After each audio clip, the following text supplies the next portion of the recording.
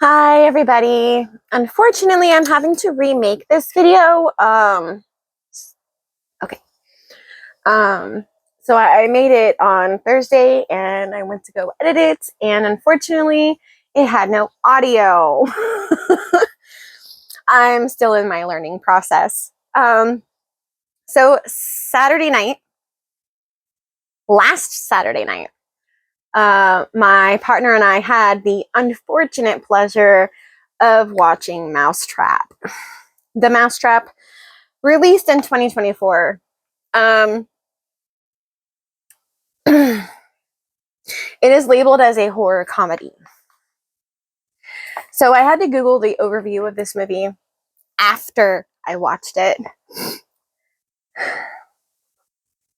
Stuck working the late shift at the amusement park arcade, Alex, played by Sophie McIntosh, and I'm not sure if I'm saying her name correctly, and I do apologize if I'm not, receives a surprise visit from her friends on her 21st birthday. However, their night of fun soon turns into a fight for survival when a killer dressed as Mickey Mouse crashes the party.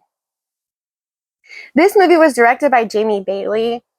Jamie is a film director who has 7 films to his credit. I have not seen any of his films. I did have to look them up. Let's see. His latest is The Mousetrap, of course.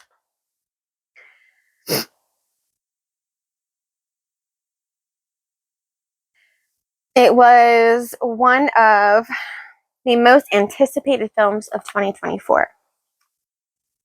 The trailer created the first viral sensation of the year with 22 million views in only the first 4 days. He is known for What Lurks Beneath, The Omro Heist, and The Influencer. All right. Now, when I started watching this movie, I was trying to, keep an open mind.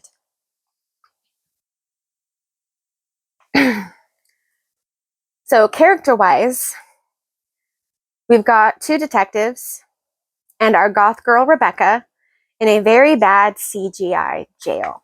Now, the CGI was so bad that I didn't think that one of the detectives was even real. He looked animated. Alex, our almost final girl, Marie, Jana, Alex's coworker, Gemma, Marcus, Paul, Ryan, Blake, Jackie, and Danny. The friend group. But we can't forget about Sam Phillips, who plays their manager. Fun trivia.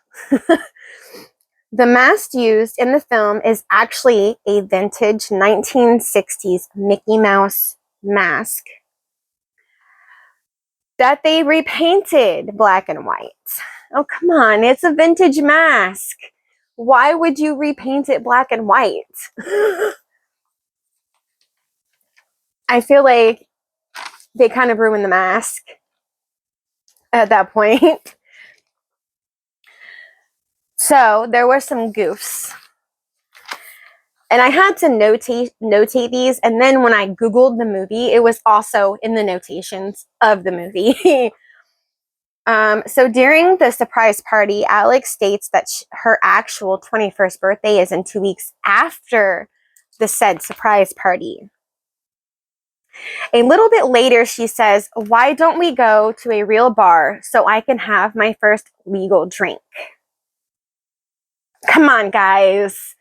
You guys are supposed to be editing this movie. How did you not realize that? Even the director, come on. So, this amusement park is actually more of an arcade play place theme. It has one ride. One ride. That's all you see is one ride. The rest of them are arcade games. Like a play place for kids. So I cannot consider this an amusement park. It's an arcade. This movie does have, okay. I do want to give a pre-warning. If you are sensitive to light, if you are sensitive to flashing light, I do want to give a warning to those who are sensitive to it, like myself. There are different flash sequences throughout the movie. There are slower flash sequences and quicker flash sequences. I do apologize. My mouth is very dry today. My allergies are driving me crazy.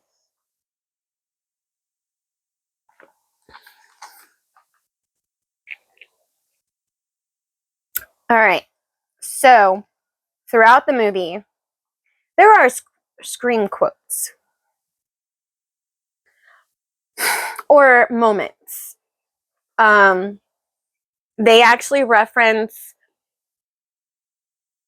I believe it was Marcus that referenced, if you're ever in a horror movie, don't do these things.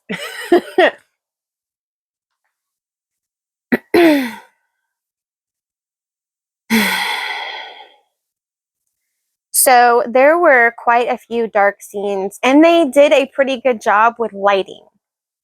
And the camera work was actually really good. But these actors were pretty inexperienced. The script and the dialogue were pretty bad. They didn't really have a chance. I was at first excited about this movie. Then, as we went along watching it, I was slowly disappointed. I love the idea that they were going for, but I would rather watch Winnie the Pooh again. And I mean, if you haven't seen Winnie the Pooh, we'll talk about it later. But I would rather watch Winnie the Pooh than rewatch this movie. Now, I did actually rewatch this movie for this review. I wanted to have a fresh perspective of this movie. So I had to torture myself again. Just for this review. So, is this movie related to Disney? The film was originally titled Mickey's Mousetrap. The film was announced on January 1st, 2024, the same date Steamboat Willie entered the public domain. But Disney still remains exclusive right to the character's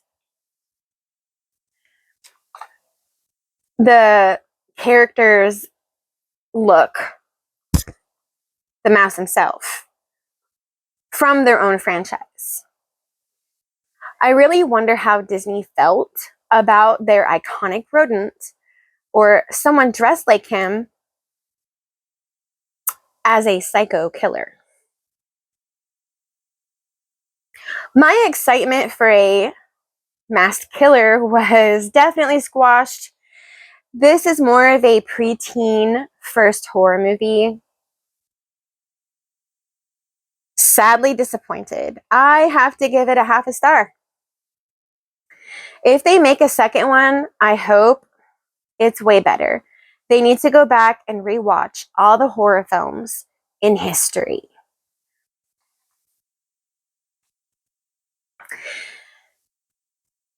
I really, really, really, really was disappointed. I am a Disney fan. I grew up watching Disney movies. And when they started making horror movies with Disney-like characters,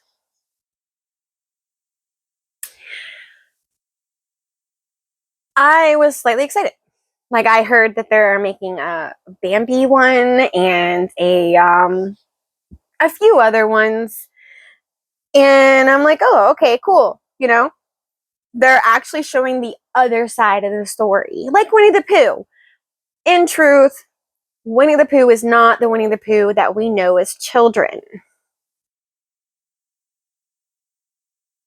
Actually, a really interesting story. And Alice in Wonderland. That's a really interesting story too. Alice in Wonderland actually is one of my favorite Disney movies, and Cinderella. So they're finally showing the other side of these movies, the other side of movies that we grew up on. Guys, come on. Y'all could have done a better job. And I really hope that you see this video. And I'm giving you criticism from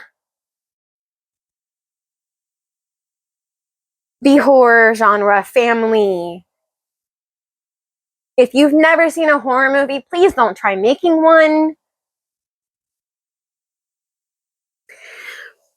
I don't want to give away the movie if you haven't seen it. And I'm not saying don't go see it.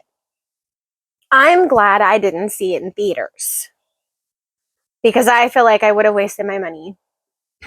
I probably would have walked out mid-movie. And that's saying something. I am a huge movie fan.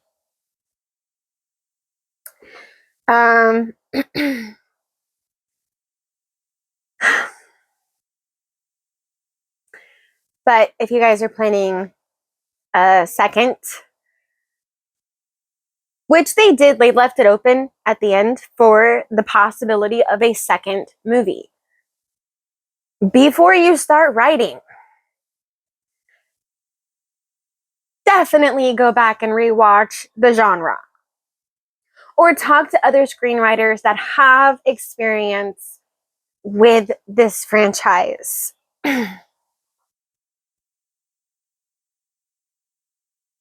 Guys, the second time I watched this movie, and I did it for y'all, I wanted to scratch my eyeballs out.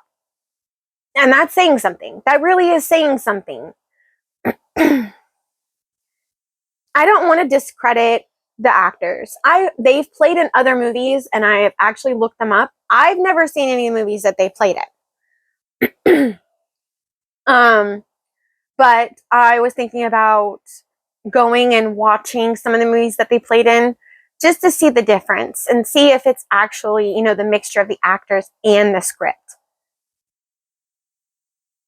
If you have, you know, if you see the movie laying around, you're like, hey, that's that movie.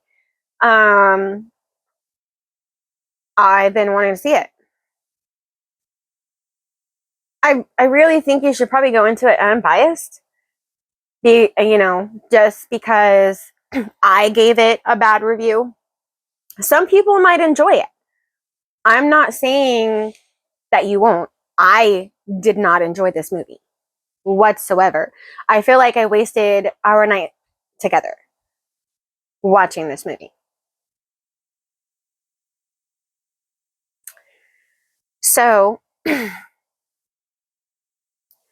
watch it or not. That's completely up to you. I'm still giving it a half a star. I probably should give it 0 stars, but I'm giving it a half a star. And I'll tell you why. The idea that they were going for, the story that they were trying to achieve, I saw what they were trying to achieve. I saw, like, the gist of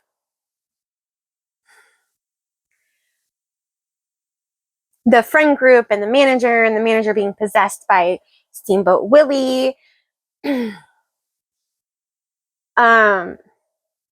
The cliche scenes, there is one thing though. There is one guy that's in the friend group that just completely disappears. That was weird for me, because I'm sitting here like, all right, Danny was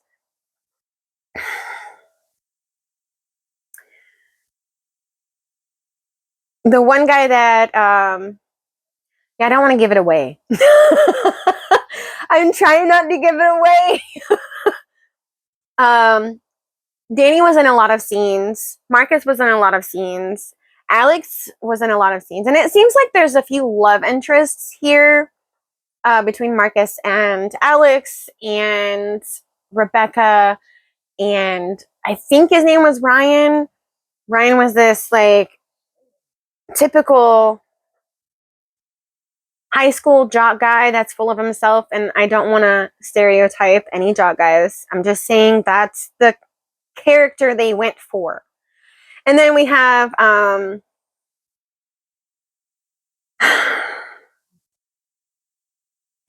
Gemma and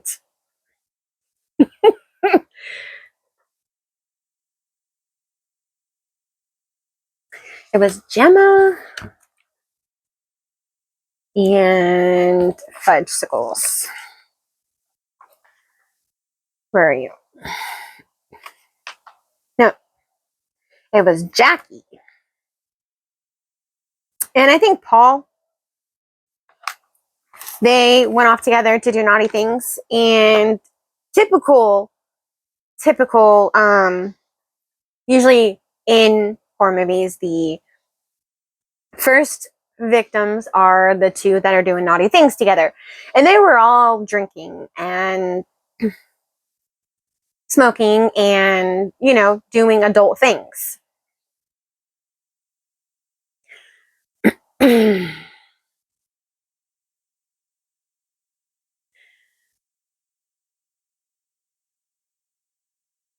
I'm just really at a loss for words about this movie. As you go through, you see like the whole thing of it. You see them running from him, and they get locked in the arcade / amusement park as described. And you see the manager with the Mickey Mouse mask on flipping or like flitting around, not flipping, flitting. He was like in and out, like disappearing, reappearing. He'd like appear outside and taunt them. He spent the whole time taunting them before he started unaliving them.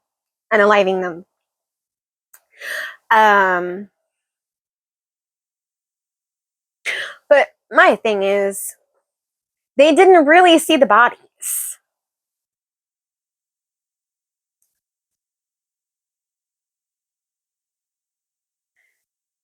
And also, at the end, what you guys did was kind of messed up. And I'm not going to tell you what happened because I don't want to ruin the ending. But if the producer and the, you know, screenwriter are seeing this, at the end what you did was messed up. Okay. The final girl is supposed to be the final girl. Bet or not. Now, if y'all wanted the goth girl to be the final girl, you should have wrote it that way. Okay?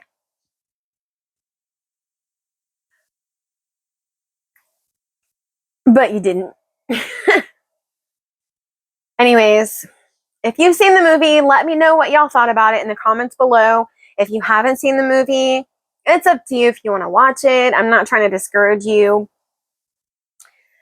Still giving it half a star. No matter what anyone says, half a star. Bye. Have a good night.